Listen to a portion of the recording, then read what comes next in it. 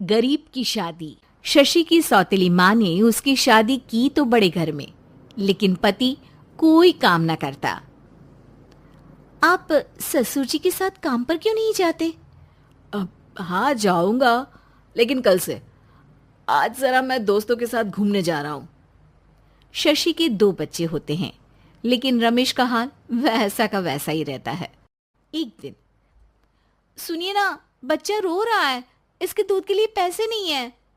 अरे तो पिताजी से ले लो ना। क्यों? अगर आप में कमाने की क्षमता नहीं थी तो शादी क्यों की? तभी घर आई बड़ी ननद बोल पड़ती है। आहा हा हा, तुम्हारी माँ को साफ साफ कह दिया था कि लड़का ना कमाता है ना कभी कमाएगा। हम 4 बहनें हैं इसका ख्याल रखने के लिए, और पिताजी का इतना सारा पैसा, तुम्हें किस चीज की कमी रखी है? लेकिन थोड़े ही सालों में तकदीर बदल जाती है। शशि का ससुराल गरीब हो जाता है। सब बिकने के बाद शशि अपने पति, बच्चे और सास के साथ किराए के मकान में आ जाती है। मैं कोई नौकरी करना चाहती हूँ दीदी।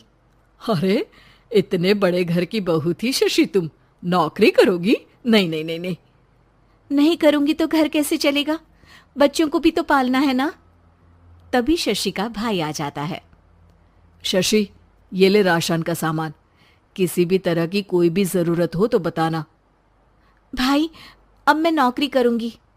देख बहन, वैसे तो मैं तेरे साथ हूं, लेकिन हाँ, मैं ये भी चाहता हूं कि तू अपने पैरों पर खड़ी हो जा। शशि को एक प्ले स्कूल में छोटे बच्चों को संभालने की नौकरी मिल जाती है। एक दिन, शशि, मेरे स्कूल को अब तुम संभाल लो। मैं कुछ दिनों के लिए अपने बेटे के पास जा रही हूं। लेकिन प्ले स्कूल अकेले मैंने कभी नहीं संभाला है। अब ये सब मैं नहीं जानती। इतने महीनों में तूने जो देखा, बस पूरे आत्मविश्वास के साथ उसे करना।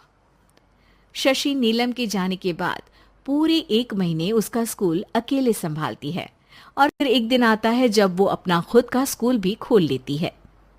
वाह शशि, तुमने आज मेरा सर गर्व से ऊंचा कर दिया। तुम्हारा यही आत्मविश्वास तुम्हें बहुत आगे ले जाएगा।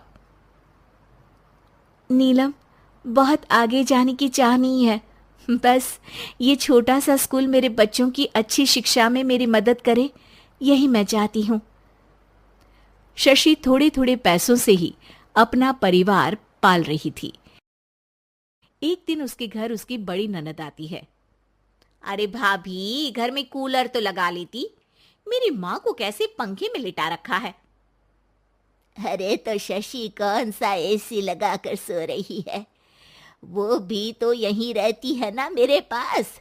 ज्यादा यहाँ आकर मेरी बहू को परेशान ना किया करो।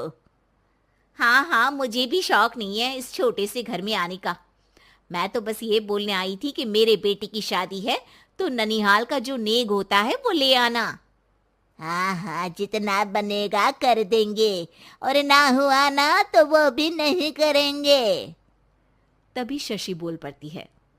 अरे नहीं नहीं माँ जी, रीटा घर की बेटी है, उसके ससुराल वाले उससे शादी पर पूछेंगे कि मायके से क्या मिला। रीटा, तुम मुझे सामान की लिस्ट भेज देना, मैं पूरी कोशिश करूंगी कि तुम्हारी हर डिमांड को पूरा करे। अच्छा, मैं खाना लगाती हूँ।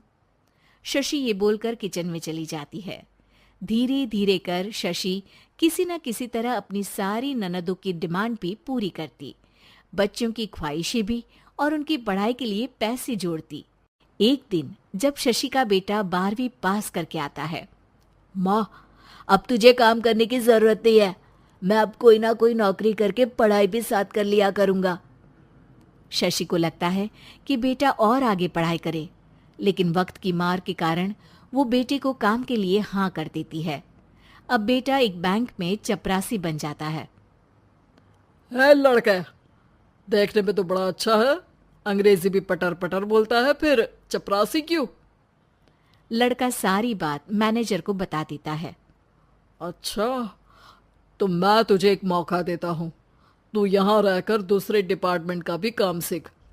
अगर तू किसी एक का भी काम अच्छे से सीख गया तो मैं तुझे यहाँ टेबल चेयर में बैठने वाली नौकरी दे दूंगा।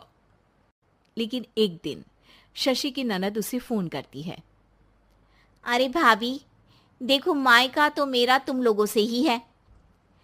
मैंने आपके बेटे और मेरे भतीजे प्रदीप के लिए यहाँ एक नौकरी देखी है, पूरे 5,000 मिलेंगे। वैसे करता ही क्या है, चपरासी ही तो है ना। कोई बात नहीं रीटा, मैं उसे इस शहर के बाहर नहीं भेजना चाहती हूँ। बाकी वो शाम को आएगा तो मैं पूछ लेती हूँ। वहीं प्रदीप मैनेजर की बात से खुश हो जाता है और मैनेजर के काम पर ही नजर रखने लगता है। वो उनकी तरह के पेपर पढ़ता, काम करता और आने वाले लोगों की बातें सुनता। एक दिन बैंक में ऑडिट वाले आते हैं। ये गलत है, पूरी बैलेंस शीट नहीं मिल रही है, कहीं ना कहीं गड़बड़ है। ए मैनेजर, क्या करते हो? बैंक के पैसों का हिसाब सही नहीं है। मैनेजर के पसीने छूट जाते हैं। तभी प्रदीप वहां जाता है। अब क्या मैं ये बैलेंस शीट देख सकता हूँ? अरे बेटा, मजाक नहीं, जाओ पानी लेकर आओ एक गिलास।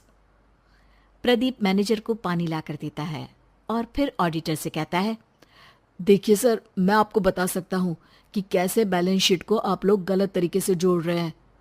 ऐसा बोलकर प्रदीप एक एक कर सारे डाउट क्लियर कर देता है। अरे हाँ, ये तो पॉइंट हमने देखे ही नहीं थे। गुड, कौन है ये बच्चा? तभी मैनेजर बोल पड़ता है, अब हमारे यहाँ अकाउंट में नया आया है। ऑडिटर के जाने के बाद, वाह प्रदीप, आज तो तुमने मेरी नौकरी बचा ली। और आपने भी तो मेरी नई नौकरी लगा दी, अकाउंटेंट की। बस फिर क्या था, प्रदीप ने एक बार जो सफलता की सीढ़ी चढ़ी, बस चढ़ता ही चला जाता है। फिर एक दिन शशि की ननद, अरे भाभी कैसी हो? घर को तो बड़ा ही सुंदर चमका रखा है।